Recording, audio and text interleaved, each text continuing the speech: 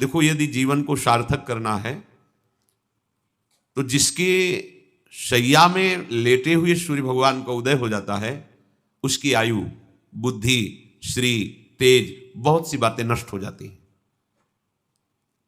अगर आपको जीवन में चाहे लौकिक उन्नति प्राप्त करनी हो या पारलौकिक, प्रातःकालीन कम से कम सूर्य उदय होने के 2 घड़ी पहले, 24 दूनी 48 मिनट, अभी सूर्य उदय होने में 48 मिनट हैं, आपने सैया छोड़ दिया, इसके आगे सूर्य उदय होने के 48 मिनट पहले आप सैया से हट जाएं।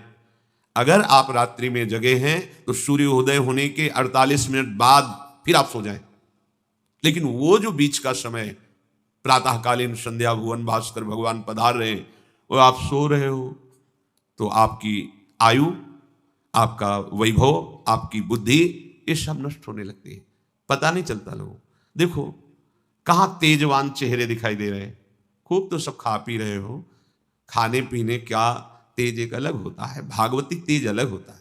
ब्रह्म मुहूर्त में उठे, प्रभु का स्मरण किया, जो 2-4 नाम ही सही, अपने बड़े बुजुर्गों को, गुरुजनों को भावना से प्रणाम किया, और पहली बात शरीर स्वस्थ रखने के लिए गर्म जल किया, हल्का, आधा लीटर से 1 लीटर तक जल पिया, भगवत भाव अर्पित करके वज्रासन में बैठकर। आप लोग दिनचर्या को नहीं करते हैं तो आप ब्रह्मचर्य को पचा नहीं सकते। ध्यान रखना, ब्रह्मचर्य कोई छोटी मोटी शक्ति नहीं है, उसको पचाने के लिए आपकी दिनचर्या दिव्य होनी चाहिए। फिर इसके बाद आप 5 मिनट 10 मिनट टहलिए, फिर सो जाइए। फिर जो शौचाचार की पवित्रता बताई गई उसके अनुसार आप स्नान आदि करके, पवित्र वस्त्र धारण करके, जैसे कोई महान व्यक्ति आ रहा है तो हम उसके आदर के लिए खड़े हो जाते हैं, ऐसे भुवन भास्कर पधार रहे, हाथ जोड़कर प्रणाम किया, अर्घदान किया, गुरु मंत्र जपा आदि आदि। अब पड़े हो आप कि हम तो 2-3 बजे तक जगे हैं, ऐसा अगर आप भजन में जगे हैं तो भी सूर्योदय के समय आप उठ जाइए। आपके गुरु आवे तो क्या आप सोते रहेंगे क्या? जो जगत गुरु हैं भुवन भास्कर, परम ज्ञान स्वरूप हैं, गायत्री छंद रूपी घोड़े हैं इनके रथ के, स्वयं भगवान अरुण देव सारथी हैं, और भगवान पीछे वर्णन किए, मैं ही सूर्य रूप से जगत को प्रकाशित करता हूं और ताप के द्वारा जल को सोख कर मैं ही वर्षा कराता हूं। भगवान का आदर करना। जो सूर्योदय तक सोते हैं उनकी बुद्धि में भागवतिक बातें, अध्यात्म बातें आ जाए, मेरी समझ में नहीं आता।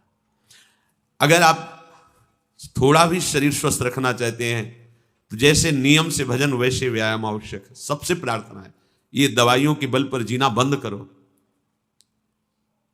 शरीर में जितनी आवश्यकता जल की है, अगर उतना नहीं जाएगा तो आपकी एसिड बनेगी, फुंसियां निकलेंगी, कब्ज बनेगा, कई परेशानी। एक गाड़ी है, कोई सच्चिदानंद नहीं है। उचित आहार, उचित जल, व्यायाम के लिए तो समय नहीं, और भी 10 दिन बीमार पड़ोगे फिर। देखो आप कहते समय नहीं है, हमने अपने बीमार स्थिति की दिनचर्या को बताया, सीतधाम की 2 बजे उठना, जो आपको बोल रहे हैं ऐसे ही दिनचर्या करते, और 45 मिनट व्यायाम, इसके बाद तुरंत प्रणाम करके वृंदावन की परिक्रमा, फिर आके श्री जी की मंगला, फिर आके 9 बजे तक गुरुदेव भगवान की सेवा में, फिर वहां से आके श्री जी का श्रृंगार, फिर भिक्षावृत्ति आदि 12-1-2 बजे तक। कोई चाय, कोई पानी, कोई ऐसा कुछ नहीं कि बाल भोग, कुछ नहीं था ही नहीं। जिंदगी में 100 ग्राम दूध नहीं खरीदा कि भाई हमारा दूध बंद, कभी नहीं ऐसा। पर कभी ऐसा महसूस नहीं हुआ कि मैं बहुत कमजोर हूं। ब्रह्मचर्य को पचाने के लिए बहुत शरीर को क्रियाशील होने की आवश्यकता है। जो भगवत भावना विहीन जीवन है वो मुर्दा जीवन है। वही गंदे भोगों को भोगना, उसी का चिंतन करना, और भोग भोगने वाले शरीर को स्वस्थ रखने के लिए विषय सामग्री इकट्ठी करना, इसके बाद मर जाना। बोलो इसके अलावा और क्या है? ये बनाया, वो बनाया, वो बनाया, जरा सा हिला, पूरा का प्रांत नष्ट हो गया। क्या है इसमें? शाश्वत क्या है?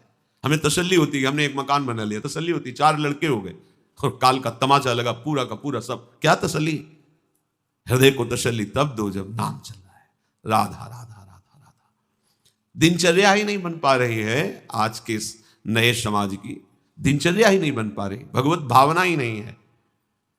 देखो अगर परिवार में रह करके आप भगवत भावना नहीं करते तो सब परिवार में रहकर आसक्त हैं और सब दुर्गति को प्राप्त होते हैं।